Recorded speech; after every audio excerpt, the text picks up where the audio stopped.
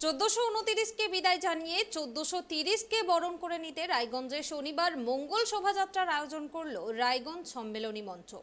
বর্ণাঢ্য এই মঙ্গল শোভাযাত্রায় অংশ নিয়েছিলেন রাজনৈতিক ভেদাভেদ ভুলে সব রাজনৈতিক নেতৃত্ব থেকে অগণিত সংস্কৃতি প্রেমী মানুষজন।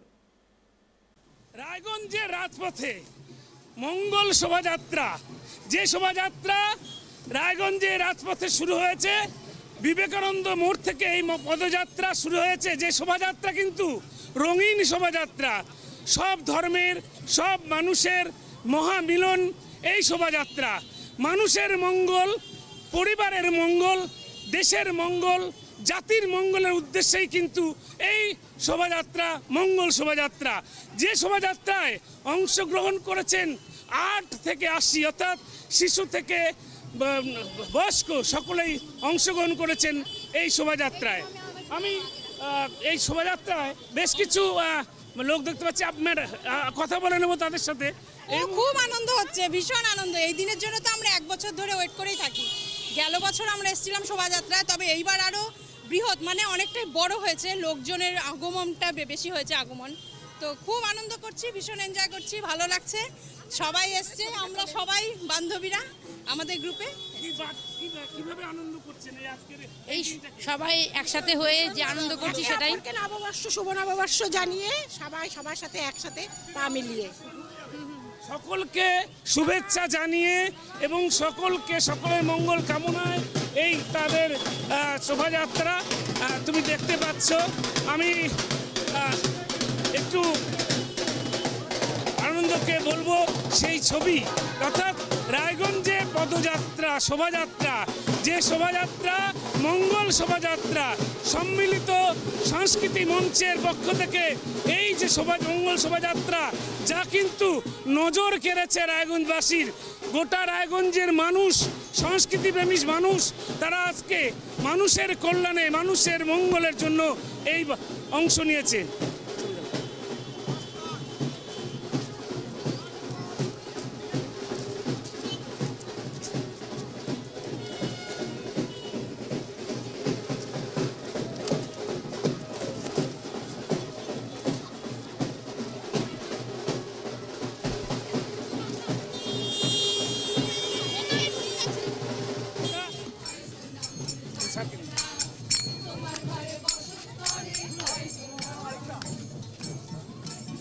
এই মঙ্গল শোভাযাত্রায় আমরা পেয়েছি রায়গঞ্জের বিধায়ক শ্রীকৃষ্ণ কল্যাণী মহাশয়কে।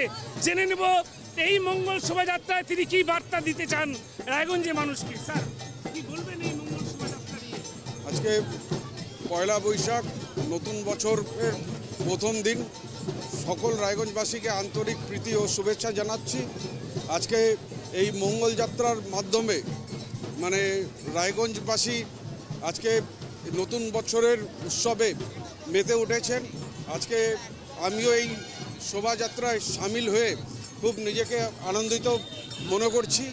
আগামী দিনে সকলের জীবনে যাতে সুখ শান্তি সমৃদ্ধি আসুক, এটাই ঈশ্বরের কাছে কামনা করছি। আর এই ধরনের মঙ্গল যাত্রা, এটা সত্যি রায়গঞ্জের ঐতিহ্য। এটা কোনো বর্ণ নাই, কোনো রাজনীতি নাই, কোনো ধর্ম নাই, সবাই একসাথে মিলে আমরা উপভোগ করতে পারছি, আনন্দ উপভোগ করছি। এটা সত্যি রায়গঞ্জের জন্য খুব একটা ভালো বার্তা।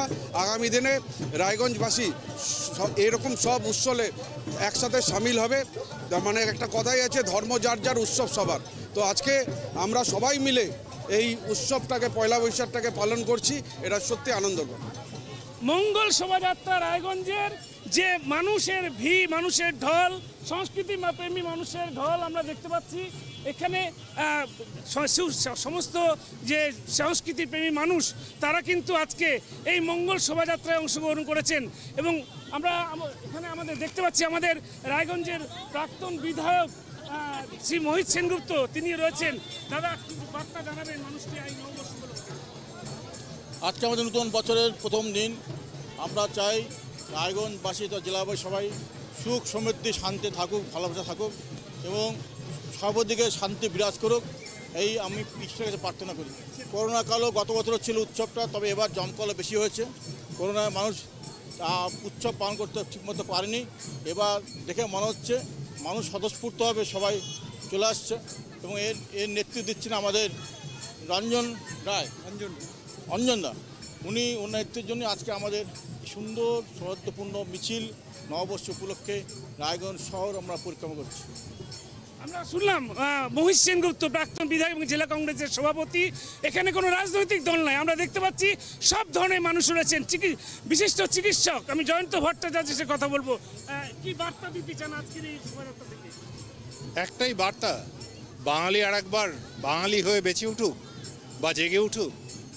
আর এর মধ্যে কোনো ধর্মীয় বিভাজন থাকবে না, রাজনৈতিকভাবে পয়লা বৈশাখকে ভাগ করার কোনো চেষ্টা থাকবে না। সমস্ত মানুষ আরেকজনের সঙ্গে কোলাকুলি করবে, তার ধর্ম বর্ণ রাজনীতি গোষ্ঠী যাই হোক না কেন।